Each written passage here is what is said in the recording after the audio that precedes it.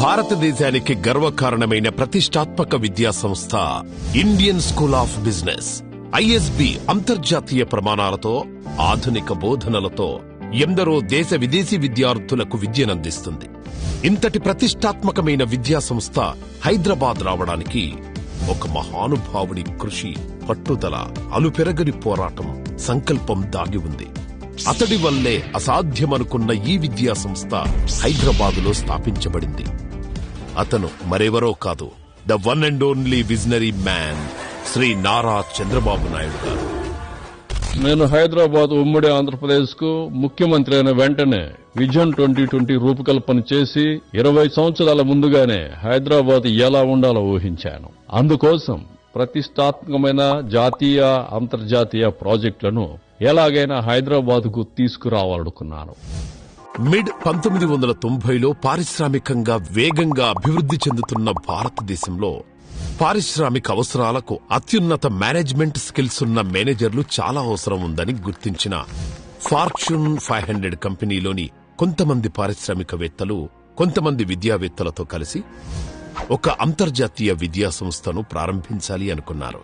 వెంటనే వాళ్ళందరూ కలిసి మొకానీ group of chief Rajat Gupta ఆధ్వర్యంలో ఒక ప్రతినిధుల బృందాన్ని నియమించారు. ఆ ప్రతినిధుల బృందం ప్రతిష్టాత్మకమైన మేనేజ్మెంట్ విద్యా సంస్థను ఏర్పాటు చేయాలని, ఎందరో హేమాహేమీల కలయికలో ఆవిర్భవించనున్న ప్రతిష్టాత్మక విద్యా సంస్థ తమ రాష్ట్రంలో ఏర్పాటు చేయాలని మహారాష్ట్ర, కర్ణాటక, తమిళనాడు, హర్యానా వంటి రాష్ట్రాలు వివిధ ప్రతిపాదనలతో, ప్రోత్సాహకాలతో పోటీపడ్డారు.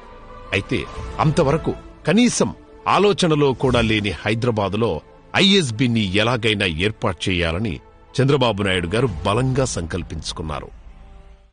ఫార్చ్యూన్ 500 కంపెనీలకు చెందిన కొందరు పారిశ్రామికవేత్తలు అంతర్జాతీయ ప్రమాణాలతో కూడిన ఒక విద్యా సంస్థను ఏర్పాటు చేస్తున్నారని నా సెక్రటరీ ద్వారా తెలియగానే ఎలాగైనా ఆ సంస్థను హైదరాబాద్లో స్థాపించేలా చేయాలని నేను బలంగా నిశ్చయించుకున్నాను. చంద్రబాబు గారు తన ఆలోచనను పంచుకోగానే అందరూ నవ్వుకున్నారు. అంత పెద్ద విద్యా సంస్థ మన నగరానికి రావడం అసాధ్యమని హేళన చేశారు. ఆ అసాధ్యాన్ని ఎలాగైనా సాధ్యం చేయాలని చంద్రబాబు నాయుడు గారు బలంగా భీష్మించుకున్నారు. ఆలస్యం చేయకుండా వెంటనే రజత్ గుప్తా ఆధ్వర్యంలో ఉన్న ప్రతినిధుల బృందంలోని ప్రతి సభ్యుడికి ఫోన్లు చేసి మాట్లాడారు.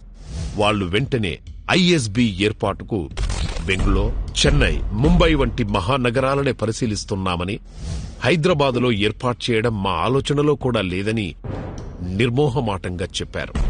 అప్పుడు చంద్రబాబు నాయుడు గారు వెంటనే తన చాణుక్యం ప్రదర్శించి వాళ్లతో ఐఎస్బి సంగతి పక్కన పెట్టండి, ఒక ముఖ్యమంత్రిగా కోరుతున్నాను, వీలు చూసుకుని హైదరాబాద్కొచ్చి ఒక కప్పు టీ తాగండని ఆఫర్ చేశారు. ఐఎస్పి ప్రతినిధుల బృందం హైదరాబాద్కు వస్తే వాళ్ళు తప్పకుండా ఐఎస్పి స్థాపనకు నో చెప్పరని మాకు బాగా తెలుసు. రజత్ గుప్తా ఆధ్వర్యంలోని ప్రతినిధుల బృందం హైదరాబాదుకు రాగానే వాళ్లను ఎయిర్పోర్ట్లో రిసీవ్ చేసుకోవడానికి చంద్రబాబు నాయుడు గారు స్వయంగా 2 మంత్రులను పంపించారు. ఆ మంత్రులు ప్రతినిధుల బృందాన్ని సాదరంగా రిసీవ్ చేసుకుని చంద్రబాబు గారి నివాసానికి తీసుకొచ్చారు. చంద్రబాబు గారు ఆ ప్రతినిధుల బృందాన్ని ఎంతో ఆత్మీయంగా ఇంట్లోకి ఆహ్వానించి వాళ్లకు తన చేతులతో స్వయంగా అల్పాహారాన్ని వడ్డించారు. అప్పట్లో ఒక ముఖ్యమంత్రి అపాయింట్మెంట్ దొరకడమే చాలా కష్టంగా ఉండేది. అలాంటిది స్వయంగా ఒక ముఖ్యమంత్రి వాళ్లకు తన చేతులతో వడ్డించేసరికి ఆ ఆతిథ్యానికి వాళ్లు చాలా సంతోషపడ్డారు. నేను రూపొందించిన విజన్ 2020 ద్వారా Hyderabad the future knowledge hub of the world అని వాళ్లకు పవర్ పాయింట్ ప్రజెంటేషన్ ద్వారా చూపించాను. ఇప్పుడు చూస్తున్న హైదరాబాద్ దృష్టిలో పెట్టుకోకుండా 20 సంవత్సరాల తర్వాత అభివృద్ధి చెందే హైదరాబాద్ను దృష్టిలో పెట్టుకోండి అని వాళ్ళకి అర్థమయ్యేలా చెప్పాను. చంద్రబాబు గారి దూరదృష్టికి, విజన్ కు వాళ్లెంతో ఇంప్రెస్ అయ్యారు. ఐఎస్పి ప్రతినిధుల బృందం మీరు ఏ ప్రోత్సాహకాలు ఇస్తారని నన్ను అడిగిన వెంటనే నేను వాళ్ళకు ఒకే విషయం చెప్పాను. మీరు ఎంచుకున్న అన్ని ప్లేసులకు వెళ్ళండి, వాళ్ళు ఏమిస్తారో అవన్నీ ఒక లిస్టుగా తయారు చేసుకుని వాటికి మీరు ఇంకా ఏమేం కావాలో యాడ్ చేసి పంపించండి, అవన్నీ యాక్సెప్ట్ చేస్తానని చెప్పాను.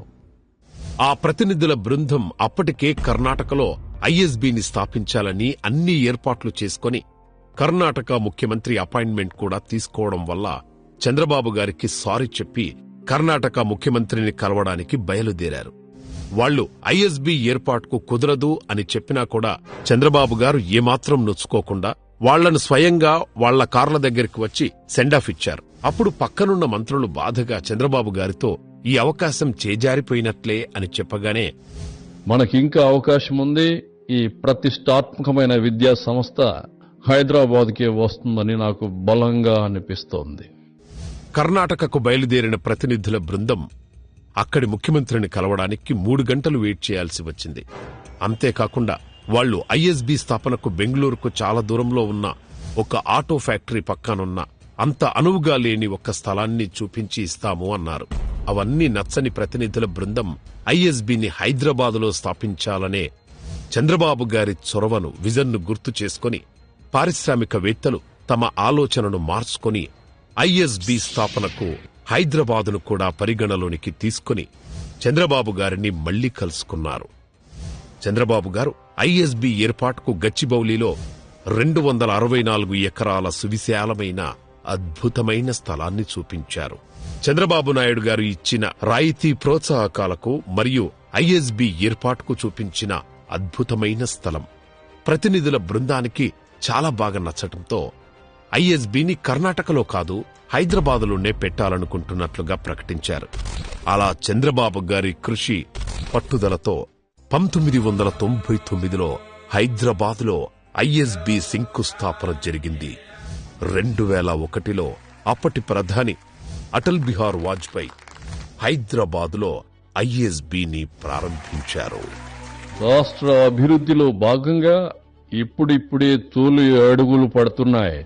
ఉన్నతమైన కళల సాధన కోసరం మనం ఖచ్చితంగా సరికొత్త ఆలోచనలతో ముందుకెళ్లాల్సిన అవసరం ఉంది.